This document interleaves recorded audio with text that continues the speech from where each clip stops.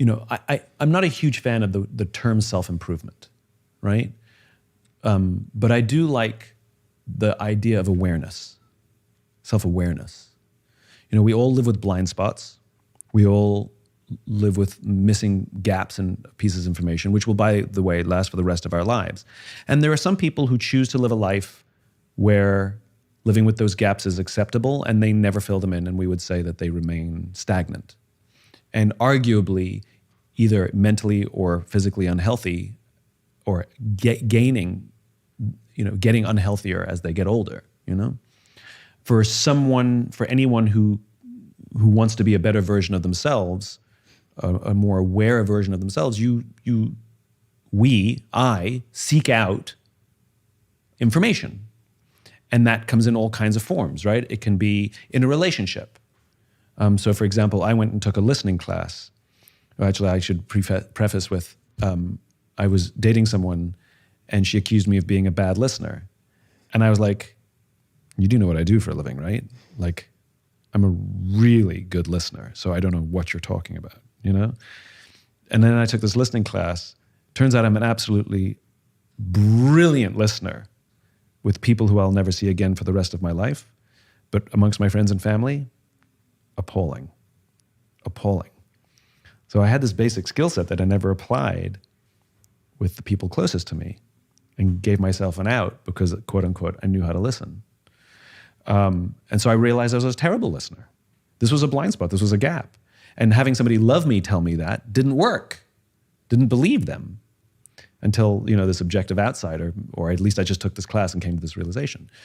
That was brilliant. That awareness of the blind spot and the awareness of the skills that I need to be a better brother, son, boyfriend, friend, I had to learn how to hold space for someone. And then practice. That's awareness.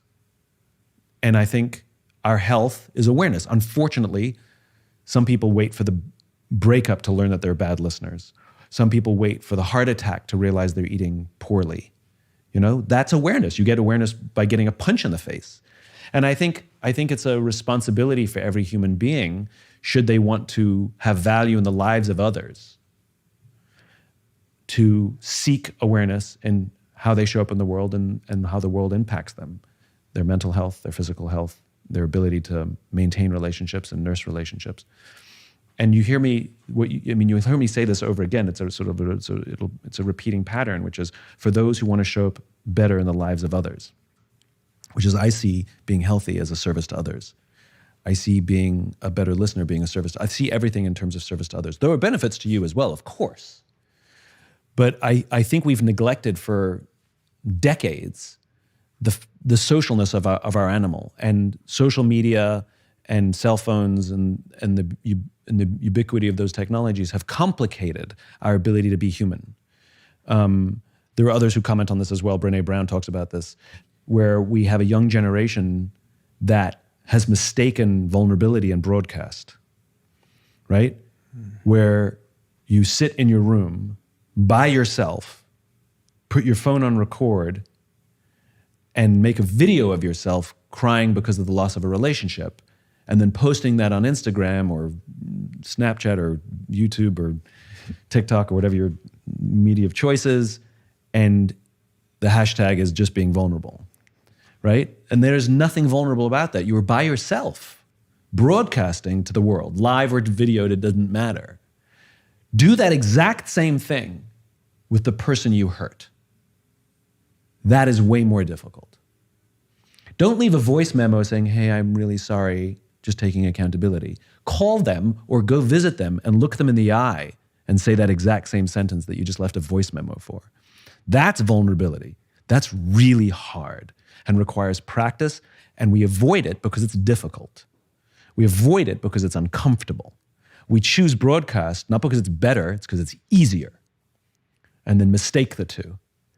And so the reason to learn to be vulnerable is not for ourselves, it's for our service to others. And I talk about this all the time, which we've confused these things. And once again, going back to what we were talking about before, we've weirdly taken these very pro-social activities and made them selfish. Like, go us. my biggest pet, I'll give you my biggest pet peeve, and I've talked about this one before, but it drives me nuts. I was in this meeting once, and there was a woman next to me who was this big-timey yoga instructor, apparently.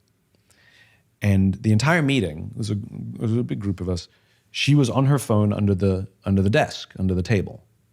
And I sort of sneaked over a look, and it's not like she was like, there was a family member in hospital and she wanted to just, stay in touch. She was on social media, I could see, right? And at one point, the conversation at the table turned to being present. And she popped up her head and said, "That's why I love yoga, because it helps me be present." Of which I'm thinking, you're an idiot, And I started to realize we've confused things here, which is we don't get to decide when we're present. We get to practice being present. But you actually are not present until someone else says you are. You don't get to sit with a friend and be like, "I feel present," if they don't feel it. That's like me saying I'm a great listener, except I'm not, right? I don't get to self-assign these accolades, especially when they're social. They can only be assigned by another. And so for anyone who's ever practiced meditation, there are absolutely benefits to us, without a doubt. And those are important mental and physical health benefits of meditation and mindfulness, and we should practice those for sure. But there's also what I think is the primary reason, some would consider secondary reason, which is if you practice meditation, for example, you learn to focus on one thing, your mantra, a sound, whatever it is. You learn your breath. You learn you don't think of nothing. You think of one thing. You focus on one thing, right? And if something interrupts that thing, you have a thought. Did I leave the washing machine on? You label it a thought and you push it out of your head and you say, "I'll deal with it later." And that's the whole idea, is total focus and the ability to put your thoughts out of your head to stay focused on this one thing. Now think about when you're sitting listening with a friend who's going through a hard time. Are you listening or are you waiting for your turn to speak? Right?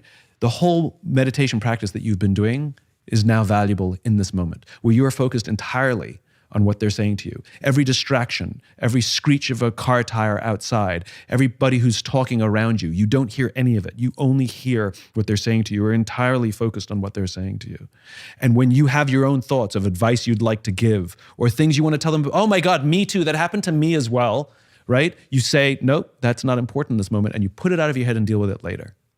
And at the end of that conversation, your friend will say, "Thank you, I feel heard," or "Thank you for being there for me," or "Thank you for holding space for me," or "Thank you for listening."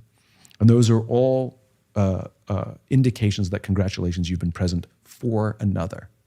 And I think what gives our lives purpose is not to wake up every morning to learn meditation so that we can be present for ourselves, though that is valuable.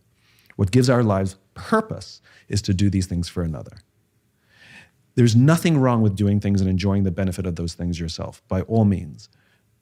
But the deep feeling sense of purpose and meaning to one's life or to one's work only comes when those things are for another. And in my view, primarily for another, where our benefit is secondary.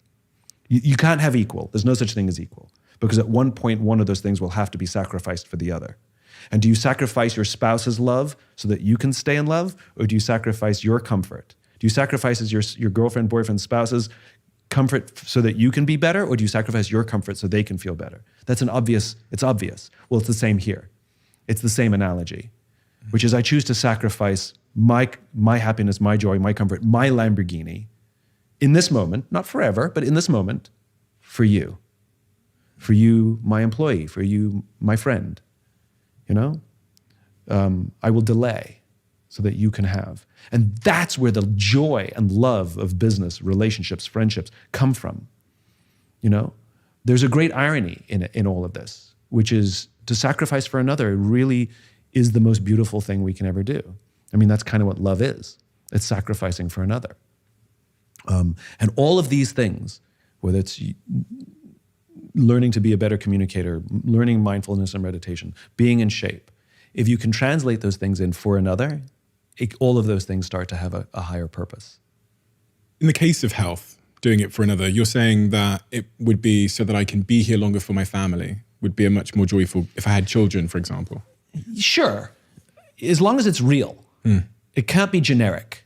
Right. You can't just put it out there just so it's fills the, Mad Libs and you fill the gap. Yeah. You gotta actually feel it, that actually is the purpose. I'll give you one then. So I do think about this, and I thought about this last night when I was in the gym, was in part I think I work out because I want to be healthy and in shape for my girlfriend.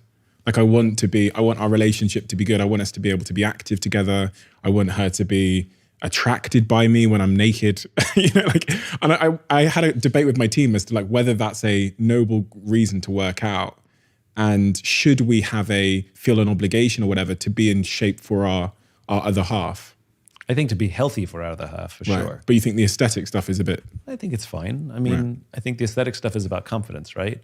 Which is, I'm sure she'll love you even if you're chubby, I'm sure she'll love you even if you don't have a six pack, But if it makes you feel confident, then it's like people who have nose jobs, Like somebody says, you can't have a nose job. Why are you? Well, if it makes them feel better about themselves, then how can we argue with it? Like if they went from being really, really insecure and hiding their faces or bad teeth and they never wanted to smile to fixing their teeth and now they smile all the time, like why should we tell them they can't? Now, of course there's a line. Getting addicted to plastic surgery is something different, and there is a line. But, getting your teeth done or getting a nose job to make yourself feel better is fine if it builds your confidence. So if it builds your confidence and you're doing it in a healthy way, then, it's like, how can somebody argue that you shouldn't be exercising because it looks good? Now, again, there is a line. There are some people who actually overdo it, where if they stop exercising, they gain a tiny bit of weight, they actually spiral. There is a line where they're actually not building confidence, they're actually building insecurity. But some of these things don't have to be big and lofty. They can be ridiculously small. Like, so for example, for me, I'm very good at disappointing myself. Like I have no problem disappointing myself, right? Like I'll wake up in the morning 2 hours before my alarm and I'll say to myself, you should work out. Like you're up super early, you've got a busy day and you just got an extra 2 hours. You could like use 30 minutes of that to work out. Get out of bed. I'm like, nah, I'll sit in bed for 2 hours and just like read the newspaper and play Wordle, And 2 hours will go by and I won't work out. Do I have any guilt? None. I'm just like, oh, you're an idiot, Simon, right? Now, if I'm meeting someone at the gym at 7:30 because we're gonna work out, I'll be there. I won't let somebody down. I'm okay letting myself down, but I won't let somebody else down. So for me, my purpose sometimes is very in the moment. Like I'm doing this for them. It's like, when I would run, one of the reasons I stayed in good running shape is because when I ran with my running buddy, I never wanted to ruin their run. If they wanted to keep a slightly higher pace, I could keep it. So it doesn't always have to be big and lofty. Sometimes it can be in the moment. When you talked about awareness there and the importance of trying to become more aware about ourselves, and one of the things that made you aware was that conversation with your partner, where they said, you don't listen. You're a shitty listener. Yeah. Self-awareness, I don't know if that's a real thing, but self-awareness seems to be the foundation of personal growth, right? So becoming aware about something in our lives, and people can read, I always say, people can read as many books as they like, but if they're unable to read themselves, they'll never really learn a thing. For me, and I wrote that a couple of years ago, and I had a guy in my office who read every single, he was actually one of the people that always came in with your books, right? He read every single book I've ever seen. He knew every book, but he never changed. Yeah. And there was things within him that he wasn't self-aware about, that I believe were the reason why he couldn't evolve, even though he was taking in so much information. How does one go about, what are the key ways we can go about increasing our sense of self-awareness so that we can grow and evolve? Such a good question. It's kind of like people like that are a little bit like yo-yo dieters. It's like they do every diet, but they're not healthy people. I read every book, but I'm not growing. And you can't assess yourself. It's like, this from work. Right? Which is at some point, somebody's going to have to give you feedback. At some point, you have to give somebody else feedback. Like self-assessment is a thing, but it's not the only thing. It's a thing. It's a data point. And I'm a huge believer in self-assessment, but you have to have that buttressed with the assessments of others because we are blind very often. We're social animals. We cannot do this thing called career or life alone. We're just not that smart. We're not that strong. We're not that aware. We're just not that good. As social animals, we actually need each other to watch our backs and tell us what's working and what's not working. And I think for somebody who goes through life and reads those books, all the books, I get good on them, I guess, but are they asking for help? Are they asking for insight from others as opposed to just reading it and agreeing with it and thinking they're making the changes. I know my own personal journey, and I do think of myself as I work hard to be self-aware, and I work hard to self-evaluate. But I have seen in my own life my ability to truly demonstrate real awareness and move further down the journey and path called life, as opposed to staying stagnant, came when I let others help me. You know, we don't build trust by offering help. We build trust by asking for it, because it's a vulnerable thing to ask for help. Will you help me is a very, very vulnerable statement. Can I help you? Not so much. An act of service. But the act of service really comes from allowing somebody else to serve you, which it becomes this whole weird, twisted, circular thing. You know? It's like, I mean, I'll give you a silly example. People who are bad at taking compliments, right? You're so smart. No, right? We downplay it because we're embarrassed by the compliment, right? But a compliment is a gift. Somebody's paying you a gift. Now, if somebody handed you a present, you wouldn't push it back because it would be rude, right? You would accept it. And whether you like it or not, or whether it makes you comfortable or not, you accept it with gratitude. And then you go evaluate it later. Oh, that's an ugly sweater, you know? But you're still grateful for the thought and the gift. And a compliment's the same. And I think all of these things, the willingness to, you know, to deny someone else the joy of giving you the gift of the compliment, and to deny someone else the intensity and joy of being there for someone else, again, I think is selfish. Never asking for help is selfish.